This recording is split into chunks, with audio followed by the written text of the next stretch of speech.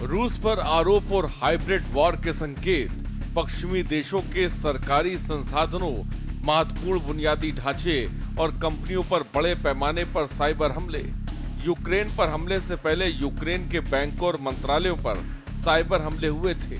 Social media का उपयोग करके पश्चिमी देशों की लोकतांत्रिक प्रक्रियाओं, चुनाव और राजनीतिक संस्थाओं में अविश्वास पैदा करना, गैस पाइपलाइन, पानी के नीचे बिछी केबल यानी महत्वपूर्ण सुविधाओं को गुप्त रूप से नुकसान पहुंचाना, यूरोप को गैस और तेल की आपूर्ति को राजनीतिक दबाव बनाने के लिए इस्तेमाल करना, पोलैंड, डेनमार्क और एस्टोनिया जैसे देशों के हवाई क्षेत्र में ड्रोन या विमानों का प्रवेश करना, जो सीधे हमला नहीं बल्कि चेतावनी और डर पैदा करने का काम करता है।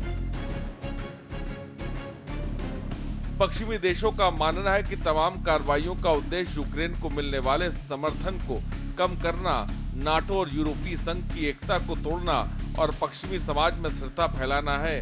रूस हालांकि अक्सर इन आरोपों से इनकार करता रहा है।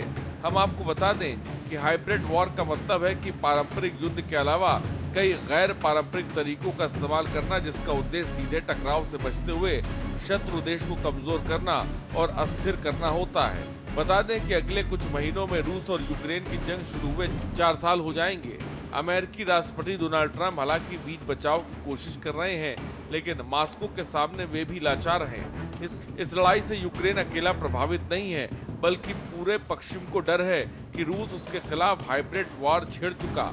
हाइब्रिड वॉर को असल युद्ध का मिलता जुलता तरीका माना जाता है, लेकिन ये ज्यादा शातिर होता है और इसलिए ज्यादा खतरनाक भी है।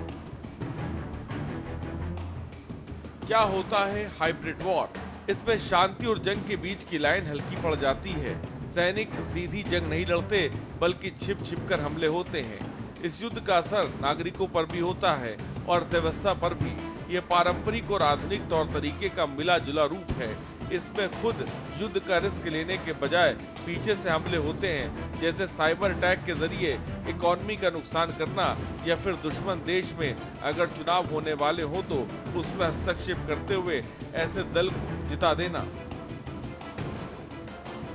आपको बता दें कि सुनने में ये युद्ध जैसा भले ना लगे, लेकिन काम ये खुले युद्ध से भी ज्यादा मारा करता है।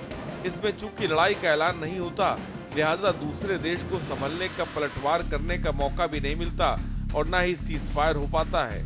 रूस ने इसी तरीके से यूक्रेन की क्रीमिया पर कब्जा किया था और मानने को भी राजी नहीं था, और क्रीमिया में अस्थिरता लाने वाले उसके अपने थे।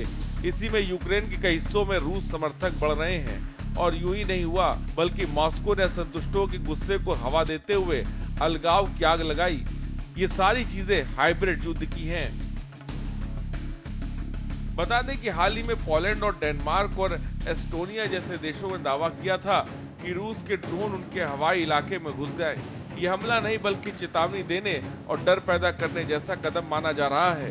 रूस यूरोप की गैस सप्लाई पर पहले से पकड़ रखता है और अब यूरोप को डर है कि रूस पाइपलाइन या बिजली नेटवर्क में दिक्कत पैदा करके सर्दियों में ऊर्जा संकट बढ़ा देगा। वहीं कई यूरोपीय एजेंसियों का कहना है कि मॉस्को सोशल मीडिया और हैकिंग के जरिए यूरोप में अफवाहें फैला रहा है।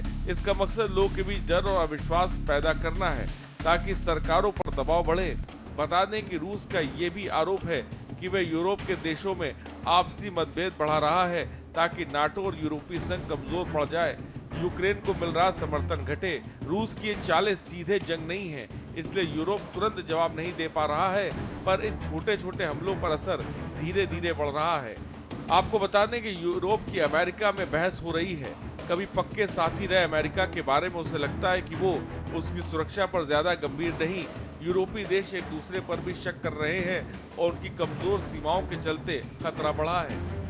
फिलहाल खुली लड़ाई न होने की वजह से यूरोप के पास खास चारा नहीं, सिवाय इसके कि वे अपनी सुरक्षा बढ़ाए। वो रूस पर प्रतिबंध बढ़ा चुका है, मॉस्को के करीबी रहे देशों को धमका रहा है, यहाँ तक कि नाटो के लिए अपना डिफेंस बजट भी बढ़ाने को राजी है। साथ ही वैकल्पिक सेना की भी बात हो रही है, लेकिन इससे रूस का खास फर्क नहीं पड़ रहा। वो पश्चिम को अपने तरीके से परेशान कर रहा है। इधर अफ्रीका और लैटिन अमेरिका में भी अपनी प्रॉक्सी सेना वैगर्स के जरिए पहुंच बढ़ा चुका है। स्पेशल डेस्क के न्यूज़ इंडिया।